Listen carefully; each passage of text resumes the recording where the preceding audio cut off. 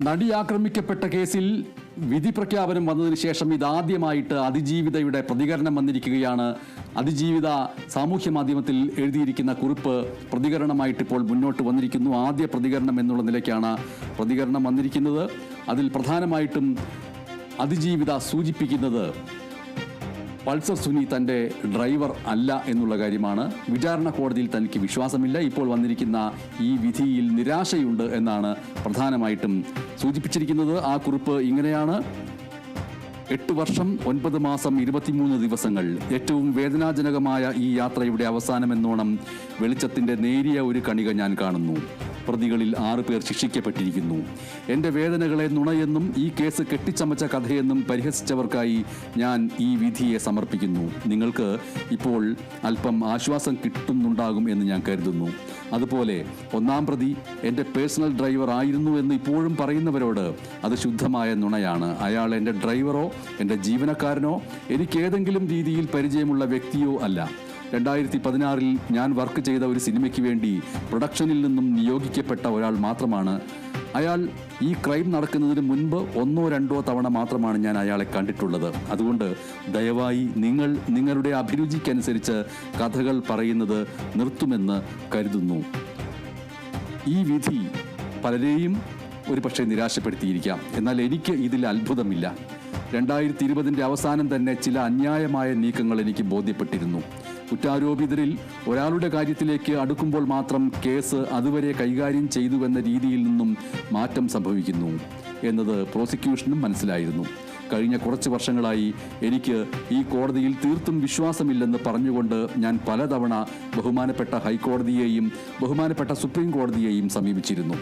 ഈ പ്രസ്തുത ജഡ്ജിൽ നിന്നും ഈ കേസ് മാറ്റണമെന്നുള്ള എൻ്റെ എല്ലാ ഹർജികളും പക്ഷേ നിഷേധിക്കുകയായിരുന്നു. അതിൻ്റെ വിശദാംശങ്ങൾ ഇതിൻ്റെ അവസാനം ഞാൻ ചേർക്കുന്നുണ്ട്. നിരന്തരമായ വേദനകൾക്കും കണ്ണീരിനും കടുത്ത മാനസിക സംഘർഷങ്ങൾക്കും ഒടുവിൽ ഞാനിപ്പോൾ തിരിച്ചറിയുന്നു, നിയമത്തിൻ്റെ മുൻപിൽ ഈ രാജ്യത്തെ എല്ലാ പൗരന്മാരും തുല്യരല്ല. തിരിച്ചറിവ് നൽകിയതിന് നന്ദി. ഉയർന്ന നീതിബോധമുള്ള ന്യായാധിപന്മാർ ഉണ്ടാകുമെന്ന് തന്നെയാണ് ഇപ്പോഴും വിശ്വസിക്കുന്നത്. ഈ യാത്രയിൽ അത്രയും കൂടെ നിന്ന മനുഷ്യത്വമുള്ള സകല മനുഷ്യരെയും ഞാൻ നന്ദിയോടെ ചേർത്ത് പിടിക്കുന്നു. അതുപോലെ അധിക്ഷേപകരമായ കമൻറ്റുകളും പണം വാങ്ങിയുള്ള നുണക്കഥകളും ഉപയോഗിച്ച് എന്നെ ആക്രമിക്കുന്നവരോട് നിങ്ങൾ അത് തുടരുക. അതിനാണ് നിങ്ങൾ പണം വാങ്ങിയിരിക്കുന്നത്. അതിജീവിത. ഇങ്ങനെയാണ് ആ സാമൂഹ്യ മാധ്യമത്തിലെ കുറിപ്പ് അവസാനിക്കുന്നത്. ഒപ്പം തന്നെ ഇതുമായി ബന്ധപ്പെട്ട് അവസാന ഭാഗത്ത് മറ്റു ചില കാര്യങ്ങൾ ഇതുമായി ബന്ധപ്പെട്ട് ചേർത്തിട്ടുണ്ട്. അതിൻ്റെ വിശദാംശങ്ങൾ ഇങ്ങനെയാണ്: ഈ ട്രയൽ കോടതിയിൽ എൻ്റെ വിശ്വാസം നഷ്ടപ്പെടാൻ കാരണമായ കാര്യങ്ങൾ.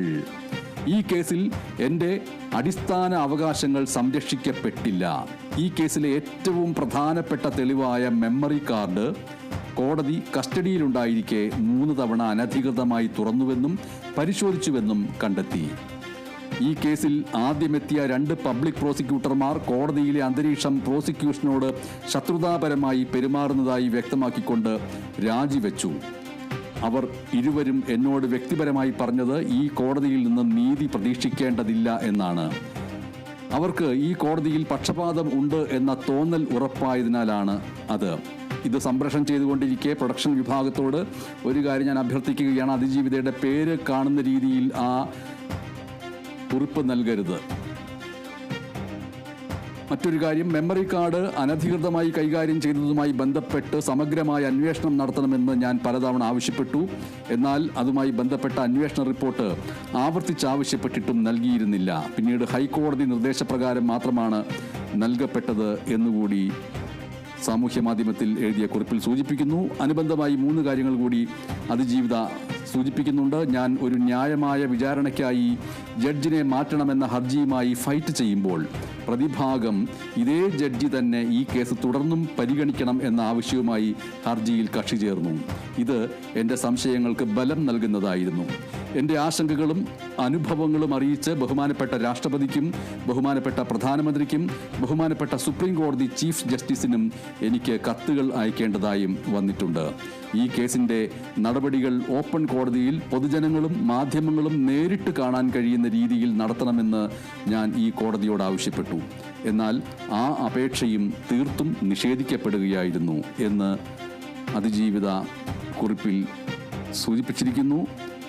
ഏറ്റവും അവസാനം, so many people have inspired me to be nothing like them. Thank you for all the lessons എന്ന് സൂചിപ്പിച്ചുകൊണ്ടാണ് അതിജീവിത സാമൂഹ്യ മാധ്യമങ്ങളിൽ നൽകുന്നതിന് വേണ്ടി തയ്യാറാക്കപ്പെട്ട കുറിപ്പ് ഇപ്പോൾ പുറത്തു വന്നിരിക്കുന്നത്.